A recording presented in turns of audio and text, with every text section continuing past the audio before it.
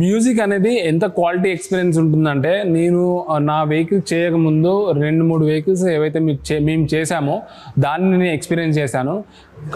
High quality అనమాట. ఎందుకంటే compare to ఇప్పుడు మనం ఆ వెహికల్ మ్యానుఫ్యాక్చరింగ్ డిఫాల్ట్గా మ్యానుఫ్యాక్చర్ ఇచ్చిన దానికన్నా 50-60% ఇంప్రూవ్మెంట్ ఉంటుంది. 100% నేను చెప్తున్నా 50-60% ఎబోనే ఇంప్రూవ్మెంట్ ఉంటుంది.